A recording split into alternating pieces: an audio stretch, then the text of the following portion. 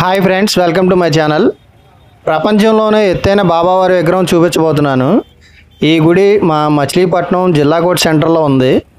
ఈ బాబావారి ఆలయం విశేషం ఏంటంటే ప్రపంచంలోనే ఎత్తైన బాబావారి విగ్రహం ఇక్కడ చూడవచ్చు. 54 అడుగుల ఎత్తు, 36 అడుగుల వెడల్పు, నాగపడగలతో సింహాసనం మీద కూర్చొని ఉన్న బాబావారిని మనం చూడవచ్చు.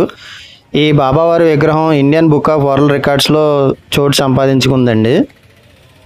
బాబావారి పాదాల కింద ఒక తాబేలు ఉంటుంది. చూడడానికి నిజంగా తాబేలు ఉందేమో అన్నట్టుగా ఉంటుంది. చాలా బాగుంటుంది అన్నమాట. ఈ ఆలయం 3 అంతస్తులు ఉంటుందండి. బాబావారు మొదటి అంతస్తు మీద కూర్చొని ఉంటారు. పక్కన 2 సింహాలు ఉన్నాయి కదా, అవి ఏంటంటే ఒకటి లోపలికి వెళ్ళడానికి, ఒకటి బయటికి రావడానికి దారి అన్నమాట అండి.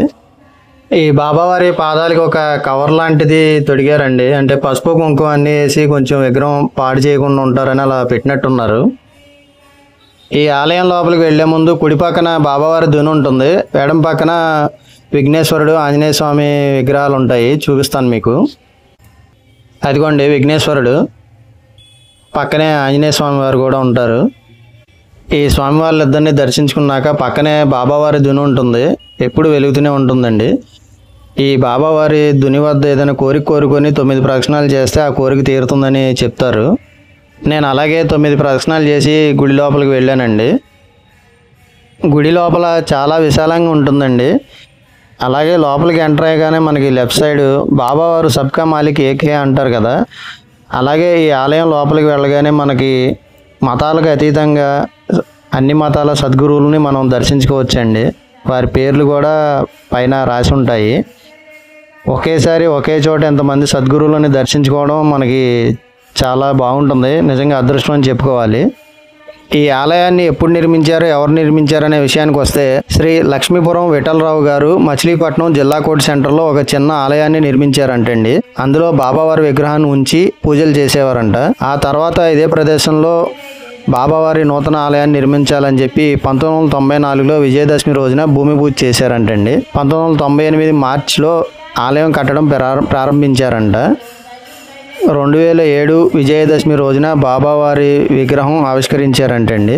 ఆలయ నిర్మాణానికి ఎవరిని చందాలు అడగకుండా కేవలం భక్తులు స్వచ్ఛందంగా ఇచ్చిన విరాళాలతోనే ఈ ఆలయాన్ని నిర్మించారంటండి. లోపల విగ్రహం కూడా ప్రత్యేకంగా రూపొందించారు. సహజంగా ఏ బాబావారి ఆలయంలో చూసినా కానీ బాబావారి విగ్రహం కూర్చున్నట్లుగా ఉంటుంది, కానీ ఈ ఆలయంలో బాబావారి విగ్రహం నుంచున్నట్లు ఉంటుంది. సో ఫ్రెండ్స్, వీడియోని దయచేసి పూర్తిగా చివరి వరకు చూడండి. ఈ సద్గురువులు అందరినీ చూపించిన తర్వాత బాబావారిని కూడా చూపిస్తాను మీకు. ఫ్రెండ్స్, నాదొక రిక్వెస్ట్ ఏంటంటే నా ఛానల్ని ఎవరైనా ఫస్ట్ టైం చూస్తున్నట్టయితే కనుక సబ్స్క్రైబ్ చేసుకోండి. అలాగే పక్కనే బెల్ ఐకాన్ ఉంటుంది, క్లిక్ చేసి నోటిఫికేషన్స్ ఆల్ అని పెట్టుకుంటే మీకు నేను అప్లోడ్ చేసిన వీడియోస్ అన్ని నోటిఫికేషన్స్ వస్తాయి. అలాగే నా వీడియోస్ని లైక్ చేయండి, మీ ఫ్రెండ్స్ అండ్ ఫ్యామిలీ మెంబర్స్కి షేర్ చేయండి. Thank you.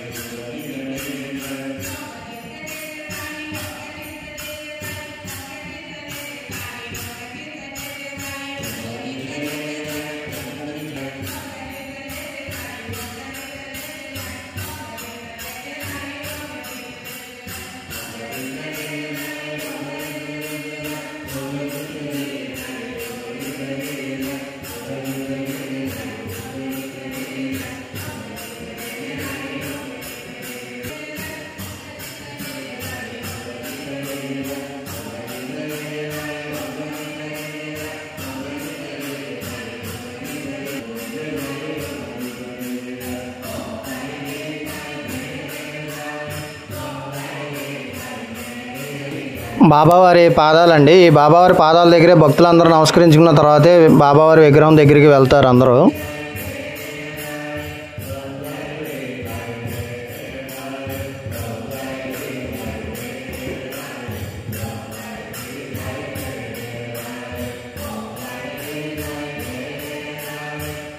ఇక్కడ బాబావారి విగ్రహం ప్రత్యేకమైందని చెప్పాను కదండి, అదిగోండి. ఈ బాబావారి విగ్రహం సుమారు 7 అడుగుల పైనే ఉంటుంది.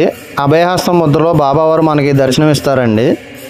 ఈ ఆలయంలో ఉదయం నుంచి రాత్రి వరకు షిరిడీలో బాబావారికి జరిపే అన్ని పూజలు, అభిషేకాలు, అర్చనలు, ఆరతలు మరియు పల్లకి సేవ ఎలా ఉంటుందో ఇక్కడ ఈ బాబావారికి కూడా అలాగే నిర్వహిస్తారండి. ఈ ఆలయం చాలా విశాలంగా ఉంటుందండి. కొంతమంది సాయి భక్తులు బాబావారి భజన చేస్తున్నారు. మొదట్లో ఒక చిన్న బాబావారి ఆలయం నిర్మించారని చెప్పాను కదండి. ఇప్పుడు మీరు చూసిన విగ్రహం అప్పట్లోదన్నమాట. ఈ ఆలయంలో మరో అద్భుతమైన బాబావారి విగ్రహం మీకు చూపిస్తాను. ఏ బాబావారి ఆలయంలోనైనా బాబావారి విగ్రహం ముందు సమాధి ఉంటుంది కదా, అలాగే ఏ బాబావారి ఆలయంలో కూడా బాబావారి విగ్రహం ముందు సమాధి ఉంటుంది. అయితే ఈ సమాధిలో ఉన్న బాబావారిని మనం చూడవచ్చు. చాలా అద్భుతంగా ఉంటుంది ఈ బాబావారి విగ్రహం. వేరే ఏ ఆలయంలోనూ మనకి సమాధి ఇలా ఓపెన్గా ఉన్నట్టు చూడలేం అన్నమాట. సో ఇది ప్రత్యేకమైనది.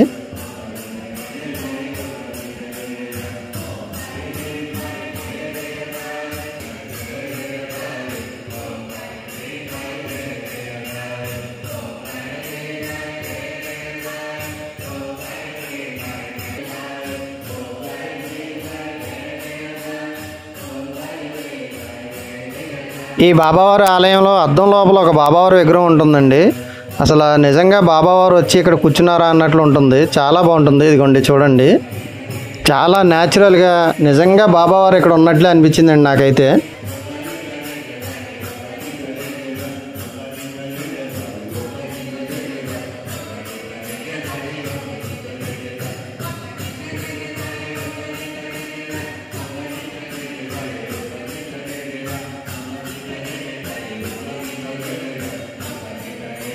ఈ ఆలయంలో మరో అద్భుతం ఏంటంటే అండి, బాబావారు ఉయ్యాల మీద పడుకొని ఉన్న విగ్రహం అనమాట. నిజంగా బాబావారు ఇక్కడ పడుకున్నట్లు అనిపిస్తుంది చూడండి. ఈ ఆలయంలో మనకి షిరిడీలో జరిగే లైవ్ దర్శనం చూపిస్తూ ఉంటారండి టీవీలో. ఇక్కడ నుంచే మనం ఆ షిరిడీలోని సాయినాథుడిని దర్శించుకోవచ్చు.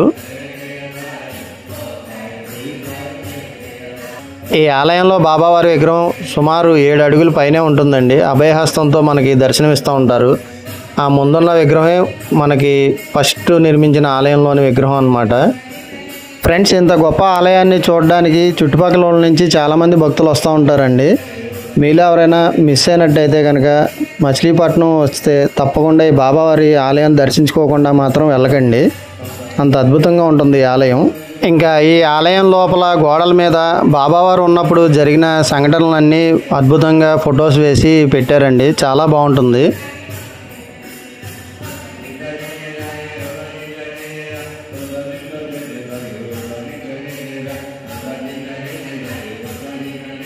ఫ్రెండ్స్, ఈ బాబావారి ఆలయంలో ప్రతి గురువారం అన్నదానం జరుగుతుందండి. ఈ ఆలయం మొదటి అంతస్తులో అన్నదానం జరుగుతుంది. అలాగే 2వ అంతస్తు ధ్యాన మందిరం అన్నమాట. ఈ ఆలయంలో మనం సీత, రామ, లక్ష్మణ సమేత ఆంజనేయ స్వామి వారిని మనం దర్శించుకోవచ్చు.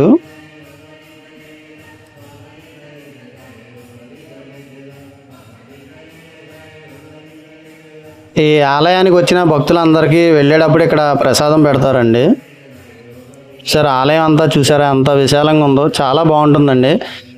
మచిలీపట్నం వస్తే కనుక తప్పకుండా ఈ ఆలయాన్ని దర్శించుకోకుండా మాత్రం వెళ్ళకండి. చూసారా, బాబావారి జీవితంలో జరిగిన సంఘటనలన్నీ ఫొటోస్ చేసి ఇలా పెట్టారు. చాలా బాగుంటుందండి. మిస్ అవ్వద్దు ఎవరైనా మచిలీపట్నం వస్తే కనుక. అదండి ప్రపంచంలోనే అతిపెద్ద బాబావారి విగ్రహం ఉన్న ఆలయం. ఈ వీడియో మీ అందరికీ నచ్చిందని అనుకుంటాను. ఈ వీడియోని లైక్ చేయండి. అలాగే నా ఛానల్ని సబ్స్క్రైబ్ చేయని వాళ్ళు ఎవరైనా చూస్తున్నట్టయితే కనుక సబ్స్క్రైబ్ చేసుకోండి. ఓం సాయిరామ్.